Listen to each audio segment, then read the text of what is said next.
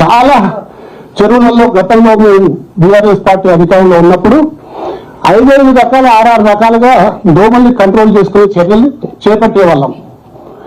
మొదటిది oil balls వదిలిపెట్టేవాళ్ళం. Oil balls తోటి larva అంతా చచ్చిపోతుంది, లార్వా స్ప్రెడ్ కాదు, తద్వారా దోమల నియంత్రణ తగ్గేది. రెండవది మాన్యువల్ భుజానికి ఈపుకు దోమల స్ప్రేయింగ్ డబ్బా మనం కట్టుకొని దాన్ని 15 మీటర్ల దాకా పోతుంది. ఈ 15 మీటర్లు స్ప్రేయింగ్ చేసేవాళ్ళం. స్ప్రే చేస్తే లార్వా డెవలప్ కాకుండా ఉండేది. కానీ మధ్య చెరువు దాకా మందు రీచ్ కాకపోతుంది. దాని తర్వాత డ్రోన్ ద్వారా మరి మధ్య చెరువులో కొట్టేవాళ్ళం. ఆ డ్రోన్ ద్వారా కొట్టడం వల్ల కంప్లీట్ గా లార్వా చచ్చిపోయేది. దాని తర్వాత మళ్ళీ గంబూజియా చేపలని చెప్పేసి చేపలను నీళ్ళల్లో వదిలేవాళ్ళం.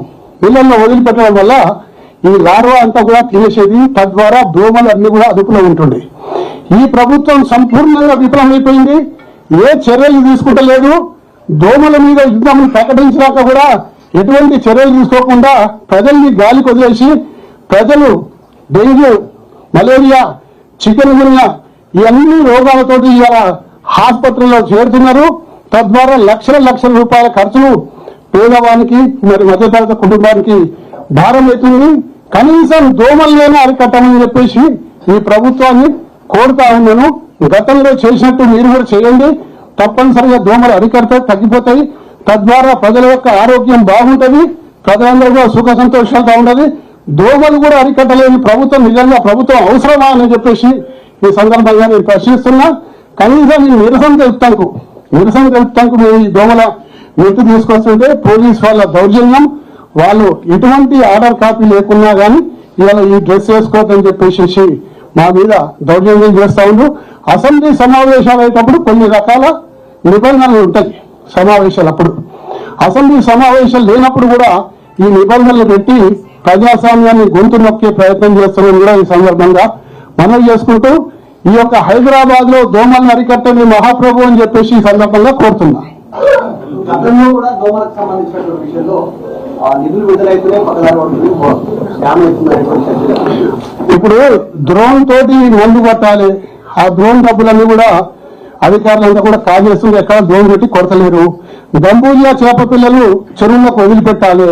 ఆ గంబూజియా చేప పిల్లలు చెరువులకు వదిలిపెడతలేరు. ఇట్లా అనేక రకాలుగా అవినీతి కార్యక్రమాలు పాల్గొనడం వల్ల ఎక్కడ కూడా దోమలు మరి విజృంభిస్తున్నాయి, స్వైర విహారం చేస్తున్నాయి. ఈ సెలవులలో హైదరాబాద్ నగరం కొన్ని కుటుంబాలు ఈ దోమల బారిన పడలేక 2-3 రోజులకే హైదరాబాద్ వదిలిపెట్టడం వల్ల స్వస్థలాలకు చేరుకున్న సందర్భాలు కూడా చాలా ఉన్నాయి. కాబట్టి ఈ దోమల బారి నుంచి ప్రజల్ని రక్షించమని చెప్పి కోరుతున్నా.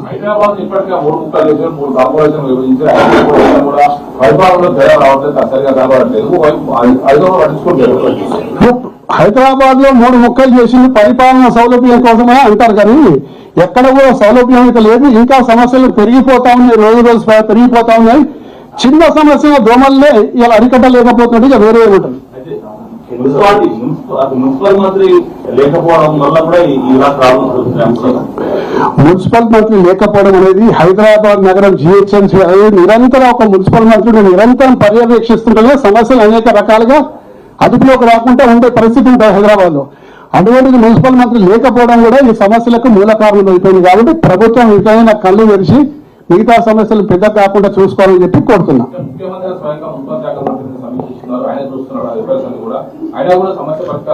మరి ఆయన అందరి అధికారులను సమన్వయపరిచి మరి అందరినీ అన్ని క్షేత్రస్థాయిలో అన్ని సమస్యలు పరిష్కారం చేసే టైము వారికి దొరుకుతుందో లేదో తెలుసలేదు. కాబట్టి ఏది ఏమైనా సరే ఇలా మాత్రం హైదరాబాద్ పరిస్థితి దారుణంగా అయిపోయింది. హైదరాబాద్ కు కొత్త బయట ప్రాంతాల నుంచి రావాలంటే భయపడుతుంది. దోమలకు భయపడి హైదరాబాద్ నుంచి పారిపోయిన ఉదాహరణలు కూడా కోకల్లో ఉన్నాయి. దోమలను అరికట్టండి, ప్రజలను రక్షించండి.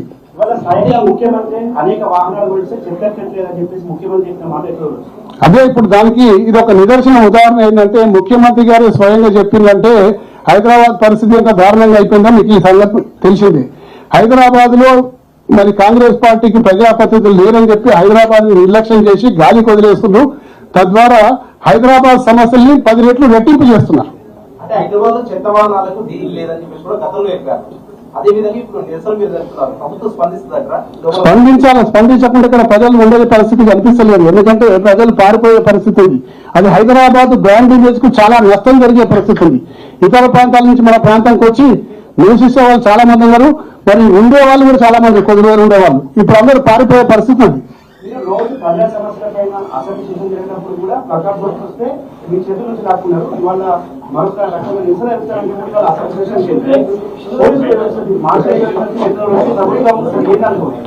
దీన్ని తీవ్రంగా ఖండిస్తున్నాం. ఎందుకంటే పోలీసు వాళ్ళు మనం అసెంబ్లీ సెషన్ నడిచేటప్పుడు కొన్ని నిబంధనలు ఉంటాయి. ప్లకార్డ్స్ పెట్టుకోవడం కానీ కొన్ని నిబంధనలు ఉంటాయి. ఆ నిబంధనలు కూడా హాల్ లోపలికి పోదు, గేట్ దాకా రావచ్చు, మెయిన్ గేట్ దాకా రావచ్చు.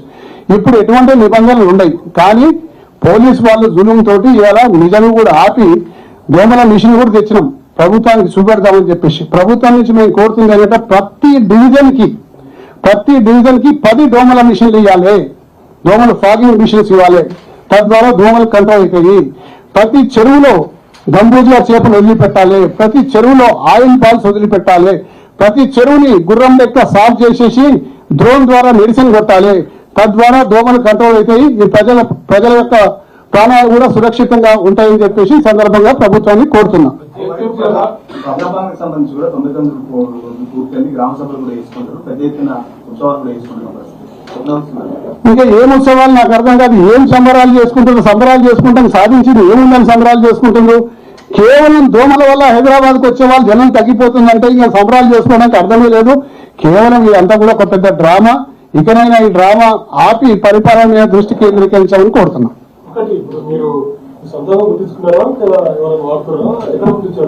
ప్రజలు వేసుకునే రోజు వచ్చేసింది, రోజు వేసుకోవాలి, లేకపోతే రాత్రి పడుకునే పరిస్థితి లేదు. ప్రతి ఒక్కరికి డ్రెస్ కుట్టించవలసిన పరిస్థితి ఈ హైదరాబాద్ నగర ప్రజలకు ఏర్పడ్డది. టోపీ కానీ, చేతులకు గ్లౌజెస్ కానీ, లేకపోతే డ్రెస్ కానీ వేసుకొని పండుకునే పరిస్థితి ఉంటుంది.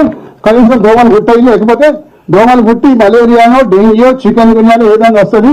నాకు చికెన్ గున్యా వచ్చి 3 సంవత్సరాలు అవుతుంది, ఇంకా కీళ్ళ నొప్పులు పోతలేవు. అంటే దోమల కూడా వేసుకోవాల్సిన పరిస్థితి కంపల్సరీ చేస్తుంది రాష్ట్ర ప్రభుత్వం. హైదరాబాద్ చేసి మేము మొత్తం గుర్రటెక్కలు వదిలించాము, అన్ని పెద్ద ఎత్తున చెరువులు సుందరీకరణ చేసామని చెప్తారు. మరి వాళ్ళ మేము ఎంతబడి అయితే మొన్న మా దగ్గర గుర్రపు డెక్క తొలగించే ప్రక్రియ మొన్న స్టార్ట్ చేశాం. మేమే నాగోల్ చెరువులో కానీ, కుమ్మరకుంటలో కానీ మొన్న స్టార్ట్ చేశాం. ఇప్పటికల్లా ఎప్పుడో సాఫ్ చేసేసి పలుమార్లు ఆయిల్ బాల్స్, పలుమార్లు డ్రోన్ తోటి స్ప్రేయింగ్, పలుమార్లు మాన్యువల్ స్ప్రేయింగ్, పలుమార్లు 1-2 సార్లు గంబూజియా చేపలు వదిలిపెట్టాల్సి ఉండే. ఇప్పుడు బాగా పెరిగిపోయినాయి. వీటిని కంట్రోల్ చేయాలంటే ఇప్పుడు సాధ్యం కాదు. వాటిని లార్వా స్టేజ్లో దాదాపు 70% చంపేస్తే అప్పుడు దోమలు అదుపులో ఉంటాయి, నియంత్రణలో ఉంటాయి. 70% అప్పుడే చంపేశాలి ఈ 5 చర్యల ద్వారా. ఒకటి చర్య, మొదటిది మాన్యువల్ స్ప్రేయింగ్, రెండవది డ్రోన్ స్ప్రేయింగ్, మూడవది గంబూజియా చేపలు, మూడవది ఈ దాదాపు మరి గుర్రపు ఎక్క సాఫ్ చేయడం, నాలుగవది. ఈ 4 చర్యలు తీసుకుంటే 70% అదుపులో ఉంటాయి. 25% అంటే దోమలు ఎక్కడ కూడా మనము 25% మినిమం ఉంటాయి కాబట్టి ప్రాబ్లం ఉండదు. కానీ ఇప్పుడు 100% ఏంది, మా ప్రాంతంలో కానివ్వండి, ఉప్పల్ ప్రాంతంలో కానివ్వండి, అలా మన అంబర్పేట ప్రాంతంలో కానివ్వండి, మల్కాజ్గిరి, మరి కుత్బుల్లాపూర్, కూకట్పల్లి అన్ని ప్రాంతాలలో మాస్క్ పెట్టుకొని మాట్లాడాల్సిన పరిస్థితి ఏర్పడ్డది. ఎందుకంటే నోరు గట్టిగా మాట్లాడితే ఎన్ని దోమలు పోతాయని భయంతో మాస్క్ పెట్టుకొని, నోటికి మాస్క్ అడ్డం పెట్టుకొని మాట్లాడాల్సిన పరిస్థితి ఎలా ఏర్పడ్డదంటే ఎంత తీవ్రంగా ఉందో అర్థం చేసుకోండి.